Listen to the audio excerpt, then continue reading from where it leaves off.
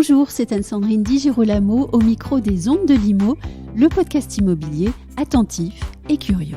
Christine Grèce, directrice RSE et innovation chez Link City, est venue au micro parler économie circulaire, recyclage urbain et réemploi.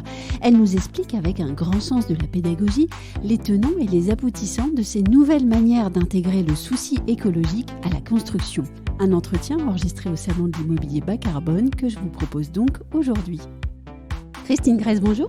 Bonjour Anne-Sandrine. Je profite de votre présence au CIPCAS ce matin afin de recevoir votre éclairage sur les notions d'économie circulaire appliquées à l'immobilier, bien sûr, et de recyclage urbain. Est-ce qu'on peut d'abord rappeler à nos auditeurs ce qu'est l'économie circulaire et ce que ce concept implique pour le secteur de l'immobilier? Alors l'économie circulaire, c'est un nouveau modèle économique. Oui. C'est donc sortir d'une économie linéaire où on produit des matériaux qui ensuite, en fin de vie, deviennent des déchets et des déchets qui ne sont pas réutilisés.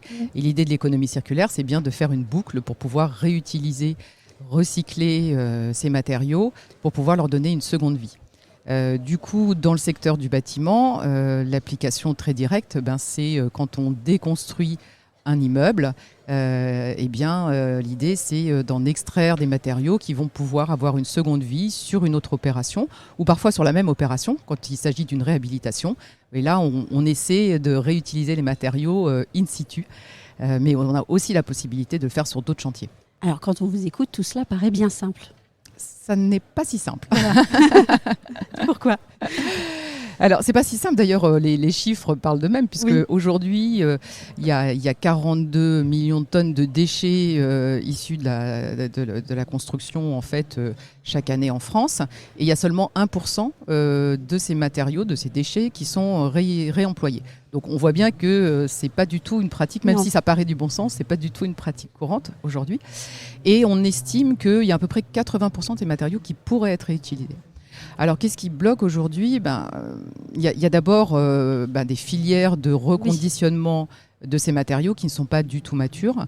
On a beaucoup d'acteurs de l'économie sociale et solidaire qui ont lancé ces activités, mais qui ont besoin d'être accompagnés, qui ont un modèle économique encore très fragile.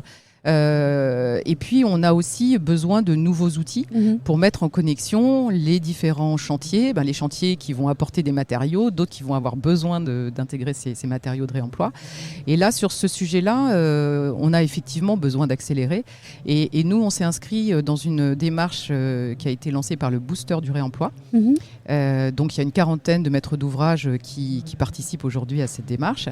Et l'idée de ce Booster, c'est de mettre tous les maîtres d'ouvrage autour de la table, pionniers sur ce sujet, pour qu'ils puissent faire connaître leurs besoins en matériaux de réemploi, y compris sur des constructions neuves, puisqu'on peut remettre par exemple des parquets de réemploi, des radiateurs, des sanitaires dans une construction neuve. Donc pour que les filières de reconditionnement de ces matériaux aient une visibilité sur la commande et pouvoir mettre en connexion finalement ces acteurs. Et puis aussi pour structurer un processus tout au long de la chaîne, depuis la conception jusqu'à la phase chantier d'une opération, d'avoir en tête qu'est-ce que ça veut dire de mettre en place une démarche de réemploi. Et donc, le Booster nous a beaucoup aidé là-dessus. Et donc, nous, depuis 3 ans, on a inscrit 13 opérations pilotes. Oui, c'est ce que j'allais vous demander, en fait. Concrètement, quelles sont vos expériences et puis ensuite vos retours d'expérience, puisque on sait que on apprend en faisant. Absolument. Oui. Alors, je peux peut-être citer un exemple. Une des premières opérations qu'on a mis dans le Booster du réemploi, c'est une opération d'une maison de santé, en fait, à Dijon, l'écopole Valmy. Et donc, dans ce bâtiment qui fait 3500 mètres carrés, dès le démarrage, donc on s'est mis autour de la table avec l'appui du Booster, mais on a intégré dès le démarrage aussi le client. Donc l'investisseur et l'utilisateur qui étaient déjà connus au démarrage, et on a partagé finalement nos objectifs pour faire du réemploi. On s'est fait accompagner par un AMO réemploi et du coup on a réussi à identifier un peu plus d'une trentaine de lots sur lesquels on allait pouvoir faire du réemploi. Donc c'est vraiment dès la phase conception qu'on a identifié ça, on a intégré ces objectifs dans notre dossier de marché de travaux. Et puis ensuite, en phase chantier, on a commencé à effectivement sourcer les gisements disponibles. Et c'est vrai que c'est en phase chantier qu'on arrive au moment critique en fait, pour réaliser les objectifs. Et là, on a réussi à faire du réemploi sur un certain nombre de lots, mais pas autant que ce qu'on souhaitait, parce qu'on se heurte à des problèmes d'indisponibilité des gisements, même si on les avait identifiés en amont. Ils ne sont pas toujours disponibles, pas toujours de la qualité requise pour faire bien.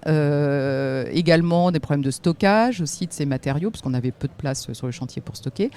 Et puis aussi, finalement, d'implication et de sensibilisation de nos sous-traitants, enfin des sous-traitants de l'entreprise générale avec laquelle on travaille, Bouygues Bâtiment.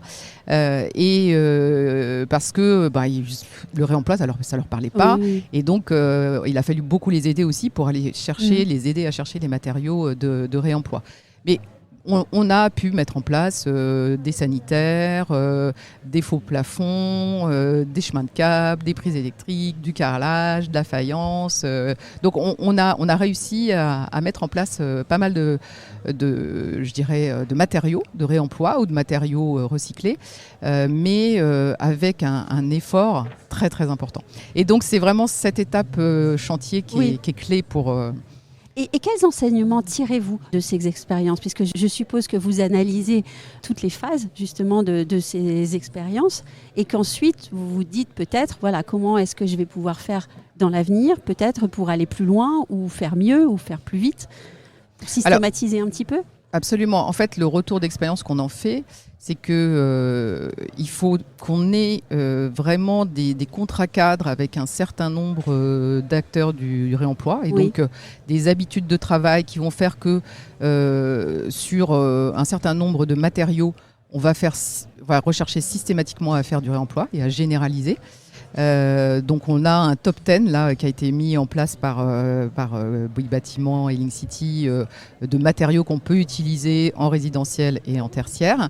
Et puis surtout, là, on va avoir l'aide de Cinéo, qui est une plateforme de réemploi lancée par Bouygues Bâtiment France et qui va nous permettre justement effectivement d'établir des contrats cadres pour sécuriser nos gisements au moment où on arrive en phase chantier et aussi pour accompagner un certain nombre d'acteurs du réemploi pour qu'on puisse vraiment massifier les réemplois, aller sur plus de matériaux. Dans l'exemple que je vous ai cité, on a beaucoup travaillé sur des matériaux de seconde œuvre, mais on peut aussi travailler le réemploi sur du gros œuvre. Donc ça va être un peu l'étape d'après.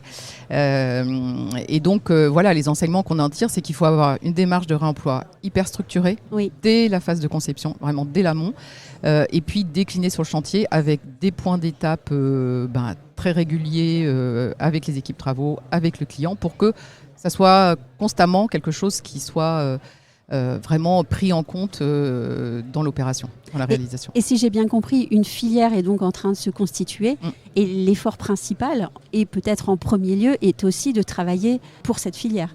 Absolument. L'accompagner. Oui, tout à fait. Et donc justement, Cinéo, tout son rôle, c'est aussi d'accompagner cette filière. Donc avec la mise en place, il y a une plateforme physique qui va être positionnée sur un des projets de Link City. D'ailleurs, on est très fiers de l'accueillir sur le projet de Vitry les Ardoines, c'est à Vitry-sur-Seine, donc dans une ancienne halle de la SNCF qu'on a remise en état pour pouvoir accueillir cette activité. Et du coup, elle va accueillir des acteurs du réemploi pour les accompagner sur le plan de l'ingénierie, sur le plan administratif aussi, dans certaines dimensions. Et puis aussi avec une plateforme digitale qui va permettre de faire connaître les matériaux disponibles et aussi les demandes qui peuvent venir de maîtres d'ouvrage. Donc voilà, l'idée, c'est bien aussi d'accompagner les acteurs de la filière à travers cette démarche. Dernière question, de quoi, selon vous, les professionnels comme vous ont besoin pour asseoir cette pratique du recyclage et de l'économie circulaire ?